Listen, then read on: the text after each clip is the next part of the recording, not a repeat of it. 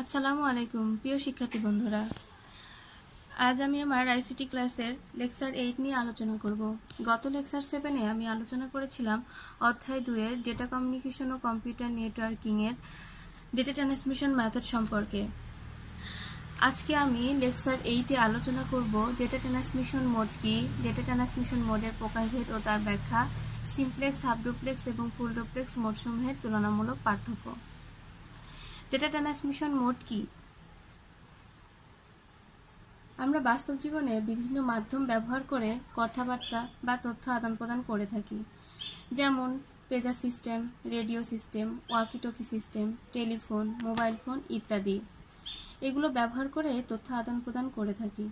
সেই ক্ষেত্রে data transmission mode হচ্ছে ডেটা কমিউনিকেশনের ক্ষেত্রে ডেটা প্রবাহের দিককেই ডেটা ট্রান্সমিশন মোড বলা হয়। আমি আবার বলছি, ডেটা কমিউনিকেশনের ক্ষেত্রে ডেটা প্রবাহের দিককেই ডেটা ট্রান্সমিশন মোড বলা হয়। অর্থাৎ যে উপায়ে ডেটা এক ডিভাইস হতে অন্য ডিভাইসে স্থানান্তরিত হয় তা ট্রান্সমিশন মোড বা ডেটা ট্রান্সমিশন মোড। এবার আমরা আলোচনা করব ডেটা ট্রান্সমিশন মোডের প্রকারভেদ নিয়ে। ডেটা ট্রান্সমিশন মোড দুইটি ভাগে ভেদ করা যায়। তো তার মধ্যে 1 নম্বর হচ্ছে ডেটা প্রবাহের দিকের উপর ভিত্তি করে ডেটা ট্রান্সমিশন মোডকে 3 ভাগে ভাগ করা যায়। এক হচ্ছে simplex mode, half duplex mode, full duplex mode. 2 data transmission মোডকে প্রাপকের সংখ্যা ও ডেটা গ্রহণের অধিকারের উপর ভিত্তি করেই 3 ভাগে ভাগ করা যায়, যেমন ইউনিকাস্ট, ব্রডকাস্ট, মাল্টিকাস্ট। এখন বন্ধুরা আমরা আলোচনা করব যে ডেটা প্রবাহের উপর নির্ভর করে ডেটা ট্রান্সমিশন মোডকে যে 3 ভাগে ভাগ করা হয় তা নিয়ে।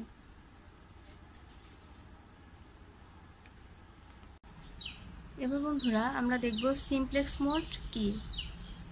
এক কথায় বলতে গেলে একদিকে ডেটা প্রবাহকেই সিমপ্লেক্স মোড বলে। এই যে বন্ধুরা এখানে একটা চিত্র দেওয়া হচ্ছে, এখানে আমার অ্যারো চিহ্নের মাধ্যমে আমি বুঝিয়েছি যে একদিকে ডেটা কিভাবে প্রবাহ হয়। এখানে চিত্রের মাধ্যমে দেখতে পাচ্ছি এখানে একটা মেইন ফ্রেম, যেটাকে আমি প্রেরক হিসেবে ধরেছি, আর মনিটরটাকে প্রাপক হিসেবে ধরেছি। তো এখানে মেইন ফ্রেমকে এ দিয়ে চিহ্নিত করেছি আর মনিটরটাকে বি দিয়ে চিহ্নিত করেছি। তো এক্ষেত্রে বন্ধুরা এ থেকে শুধুমাত্র ডাটাটা একদিকেই যেতে পারবে, অর্থাৎ এ থেকে শুধু বিতে যেতে পারবে, বি থেকে অথবা বি থেকে এতে আসতে পারবে, বাট একসঙ্গে দুইটা কাজ একসঙ্গে করতে পারবে না। তাই এটাকে সিমপ্লেক্স মোড বা একমুখী বলা হয়েছে। উদাহরণ হিসেবে আমরা বলতে পারি কিবোর্ড থেকে কম্পিউটার ডেটা প্রেরণ, রেডিও, টেলিভিশন ইত্যাদি। কারণ দেখুন বন্ধুরা, রেডিও বা টেলিভিশন থেকে শুধুমাত্র যখন সরাসরি সম্প্রচার হয় সেখান থেকে আমরা শুনতে পাই, দেখতে পাই, বাট আমরা যদি কিছু বলে থাকি সেগুলো তারা দেখতেও পায় না, শুনতেও পায় না। তো এটা হচ্ছে মূলত বাস্তব উদাহরণ।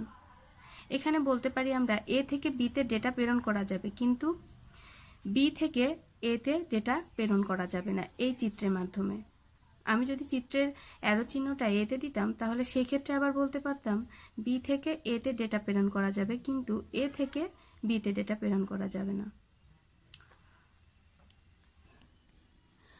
এবার বন্ধুরা সিমপ্লেক্স মোডের কিছু সুবিধা অসুবিধা রয়েছে, আমি তা সংক্ষেপে আপনাদেরকে বলছি। যেমন সিমপ্লেক্স মোডের সুবিধা হচ্ছে সিমপ্লেক্স মোডের স্টেশনটি কমিউনিকেশন চ্যানেলের পুরো ব্যান্ডউইথকেই ব্যবহার করতে পারে, ফলে একসাথে অধিক ডেটা প্রেরণ করা যায়। আর অসুবিধা হলো সিমপ্লেক্স মোডের যোগাযোগ একমুখী, তাই এটি ডিভাইসসমূহের মধ্যে আন্তঃযোগাযোগ নেই।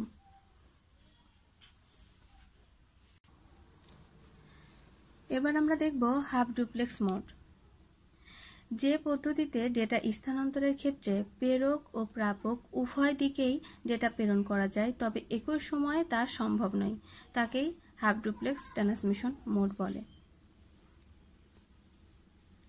তাহলে এখন বন্ধুরা আমরা দেখতে পাচ্ছি যে সময় এ হতে বি এর ডেটা যাবে সেই সময় বি হতে এ এর দিকে আসতে পারবে না, আবার যে সময় বি হতে এ এর দিকে ডেটা যাবে সেই সময় এ হতে বি এর দিকে আসতে পারবে না। তো এখানে বন্ধুরা আমি দুইটা মনিটর নিয়েছি, এ এবং বি। তো এখানে আমরা দেখতেই পাচ্ছি এ থেকে বিতে ডাটা যাচ্ছে, বি থেকে সেই সময় আসতে পারছে না, আর বি হতে এর দিকে যখন ডাটাটা যাচ্ছে তখন এ থেকে বিতে আসতে পারবে না।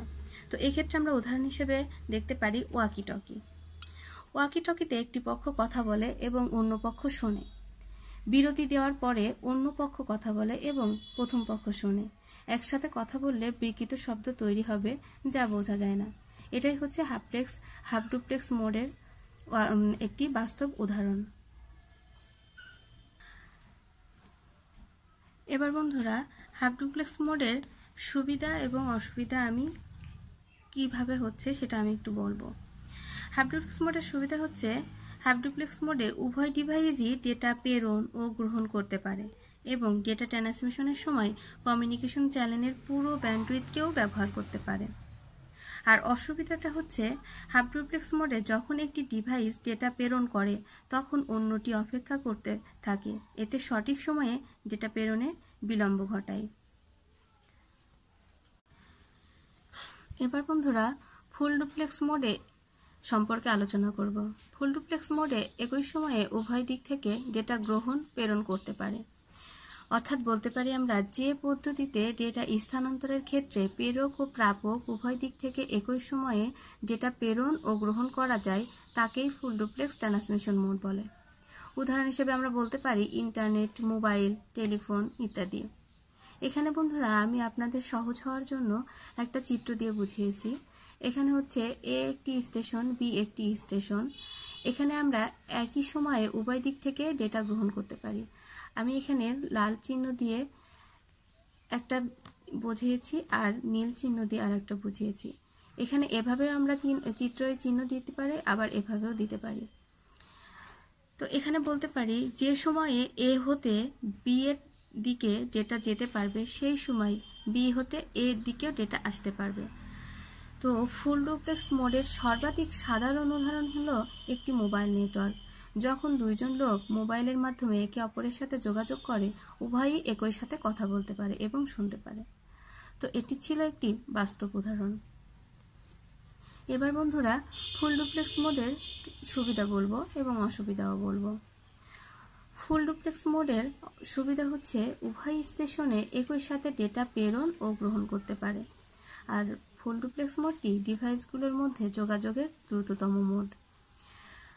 আর ফুল ডুপ্লেক্স মোডের অসুবিধা হচ্ছে ডিভাইসগুলোর মধ্যে যদি কোনো ডেডিকেটেড পথ উপস্থিত না থাকে তবে কমিউনিকেশন চ্যানেলটির ক্ষমতা দুইটি অংশে বিভক্ত হয়। তো এটি একটি খুবই বড় অসুবিধা। তো বন্ধুরা আমি একটু আগে আলোচনা করলাম সিমপ্লেক্স, হাফ ডুপ্লেক্স এবং ফুল ডুপ্লেক্স মোড নিয়ে। সিমপ্লেক্স, এখন আমি আলোচনা করব সিমপ্লেক্স, হাফ ডুপ্লেক্স ও ফুল ডুপ্লেক্সের মধ্যে তুলনামূলক পার্থক্য। সিমপ্লেক্স হচ্ছে ডেটার কেবলমাত্র একমুখী প্রবাহ সম্ভব। হাফ ডুপ্লেক্স হচ্ছে ডেটার উভয়মুখী প্রবাহ সম্ভব হলেও তা একই সময়ে সম্ভব নয়।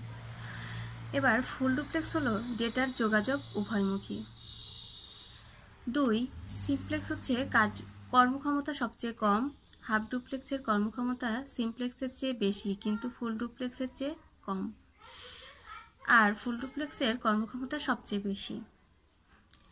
3, সিমপ্লেক্স কতিপয় বিশেষায়িত ক্ষেত্রে ব্যবহার হয়।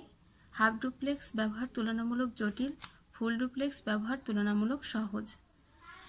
আর সিমপ্লেক্সের উদাহরণ আমি আগেও বলেছি, এখনও বলছি, কিবোর্ড, টেলিভিশন, রেডিও, পিবিএক্স ইত্যাদি।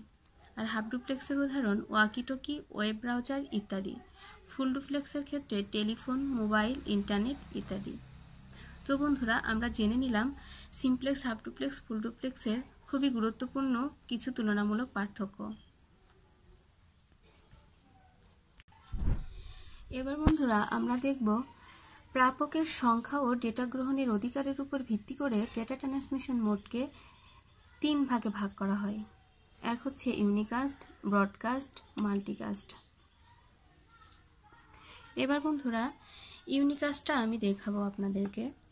ইউনিকাস্ট হলো পয়েন্ট টু পয়েন্ট বা 1-to-1 ট্রান্সমিশন মোড।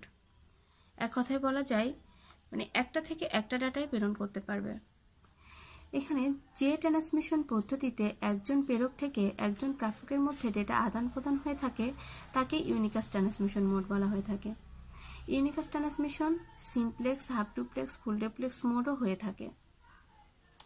এখানে বন্ধুরা এর আগেও আমি আপনাদেরকে সিমপ্লেক্স মোড থেকে দেখিয়েছি, তো এখানেও তাই, শুধুমাত্র একদিক থেকেই ডেটা প্রেরণ হবে। তাই এখানে আমি এ থেকে সিতে ডেটা প্রেরণ করে দেখিয়েছি।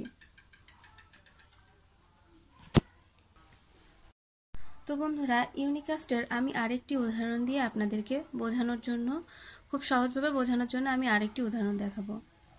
উদাহরণ হিসেবে আমরা বলতে পারি একটি নেটওয়ার্ক 10.1.2.0 আইপি অ্যাড্রেস বিশিষ্ট একটি ডিভাইস যখন অন্য নেটওয়ার্ক 20.12.4.3 আইপি অ্যাড্রেস বিশিষ্ট একটি ডিভাইসে ডেটা প্রেরণ করতে চায়, তা অ্যাড্রেস বিশিষ্ট একটি ডিভাইসে ডেটা প্রেরণ করতে চায়। অর্থাৎ এখান থেকে ডাটাটা আমার এই আইপি অ্যাড্রেস থেকে ডাটাটা সরাসরি আমার এই আইপি অ্যাড্রেসে পাঠাইতে পারবো। এক্ষেত্রে বলা যায় এটি নেটওয়ার্কগুলোর মধ্যে ডেটা স্থানান্তর করার সবচেয়ে সাধারণ ফর্ম। সুইচের মতো ডিভাইসগুলো ইউনিকাস্ট ট্রান্সমিশন ব্যবহার করে। তো বন্ধুরা ইউনিকাস্টের উদাহরণ হচ্ছে একটি ওয়েবসাইট ব্রাউজ করা। এক কথায় বলা যায় ওয়েব সার্ভার হলো প্রেরক এবং আপনার কম্পিউটার হলো প্রাপক। আর এফটিপি সার্ভার থেকে একটি ফাইল ডাউনলোড করা, অর্থাৎ এফটিপি সার্ভার হলো প্রেরক এবং আপনার কম্পিউটার হলো প্রাপক। তো বন্ধুরা আমি আশা করব আপনারা খুব সহজেই ইউনিকাস্ট সম্পর্কে জেনে গেছেন। এবার বন্ধুরা ব্রডকাস্ট মোড সম্পর্কে আলোচনা করব। ব্রডকাস্ট মোড হলো পয়েন্ট টু পয়েন্ট না হয়ে point two multi point transmission system অথবা one to all transmission mode. Unicast ছিল ওয়ান টু ওয়ান আর পয়েন্ট টু পয়েন্ট, আর এখানে ব্রডকাস্টের ক্ষেত্রে পয়েন্ট টু মাল্টি পয়েন্ট।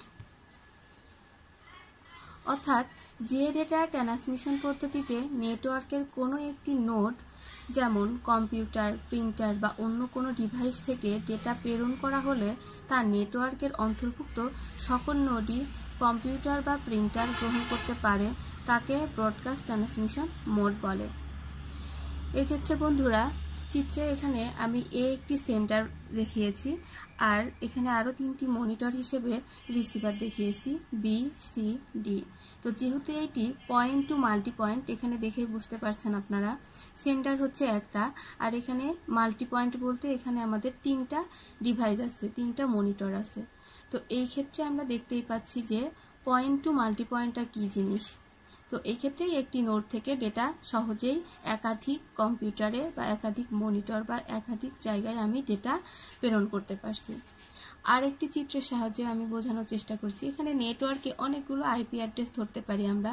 তো একটা আইপি অ্যাড্রেস থেকে বিভিন্ন কম্পিউটারে আমার বিভিন্ন নেটওয়ার্কে আরও তথ্যগুলো প্রেরণ করতেছি। তো এটাই ছিল আমাদের ব্রডকাস্ট ট্রান্সমিশন মোড। এই এ নোড থেকে কোনো ডেটা প্রেরণ করলে তা নেটওয়ার্কের অধীনে সকল নোডেই বি, সি, ডি গ্রহণ করবে। উদাহরণ হিসেবে বলতে পারি ব্রডকাস্ট মোডটি মূলত ভিডিও এবং অডিও স্থানান্তরের জন্য টেলিভিশন নেটওয়ার্কগুলোতেই ব্যবহৃত হয়। এছাড়াও রেডিও কমিউনিকেশন সিস্টেমেও ব্যবহৃত হয়। হাব বা ব্রিজের মতো ডিভাইসগুলো ব্রডকাস্ট মোড ব্যবহার করে। আচ্ছা, মাল্টিকাস্ট মোড হলো point to selected multi pointed transmission system অথবা one to selected multi point transmission mode. যে ডেটা ট্রান্সমিশন পদ্ধতিতে নেটওয়ার্কের কোনো একটি নোড কম্পিউটার থেকে ডেটা প্রেরণ করা হলে তা নেটওয়ার্কের অন্তর্ভুক্ত সকল নোডই গ্রহণ না করে শুধুমাত্র নির্দিষ্ট একটি গ্রুপের সকল সদস্য গ্রহণ করতে পারে তাকেই মাল্টিকাস্ট মোড বলে। তো বন্ধুরা এবার আমরা চিত্র দেখব। চিত্রে এখানে আমরা দেখতেছি সেন্টার হচ্ছে এ, আর বি, সি, ডি, ই, এফ এগুলো হচ্ছে আমাদের রিসিভার। বাট যেহেতু এটা আমার point to selected multi point transmission system, তাই আমার এখানে 6টি আমাদের রিসিভার আছে। বাট আমি কি করেছি, 3টাতে সিলেক্ট করেছি যে কে কে ডাটা পাবে। এখানে আমাদের এ থেকে ডাটা পেয়েছে বি, সি এবং এফ। তো বন্ধুরা, আমার মনে হয় সহজেই আপনারা বুঝতে পেরেছেন। আর একটি চিত্রের মাধ্যমে বোঝানোর চেষ্টা করছি। এখানে একটি নেটওয়ার্ক এ রয়েছে আর একটি নেটওয়ার্ক বি রয়েছে। এখানে নেটওয়ার্ক এর থেকে নেটওয়ার্ক বিতে আমার কয়েকটি পয়েন্টে ডাটাগুলো প্রেরণ করা হয়েছে। চিত্রে এ প্রেরণ নোড থেকে কোনো ডেটা প্রেরণ করলে তা নেটওয়ার্কের অধীনে কেবল বি, সি, এফ নোডে ডেটা গ্রহণ করবে, কিন্তু ডি এবং ই নোডটা ডেটা গ্রহণ করতে পারবে না, কারণ ডি নোড দুটি ভিডিও কনফারেন্সের সদস্য নয়। উদাহরণ হিসেবে আমরা বলতে পারি mobile conference, audio video conference ইত্যাদি। এছাড়া আইজিএমপি, এমপিএলএস প্রোটোকলসমূহ মাল্টিকাস্ট ট্রান্সমিশনের ধারণা ব্যবহার করে। তো বন্ধুরা, আজকের মতো আমি আমার ভিডিও এখানেই শেষ করছি। আশা করি আপনারা খুব ভালোভাবে বুঝতে পেরেছেন ডাটা ট্রান্সমিশন মোডগুলো সম্পর্কে। আমি আরও বিস্তারিতভাবে আলোচনা করে আপনাদেরকে সহজ করার চেষ্টা করছি। তো আমার অনুরোধ থাকবে আপনারা ভিডিওটি ভালোভাবে দেখবেন এবং অবশ্যই যদি পছন্দ হয়ে থাকে লাইক, কমেন্ট এবং সাবস্ক্রাইব করবেন। ধন্যবাদ সবাইকে।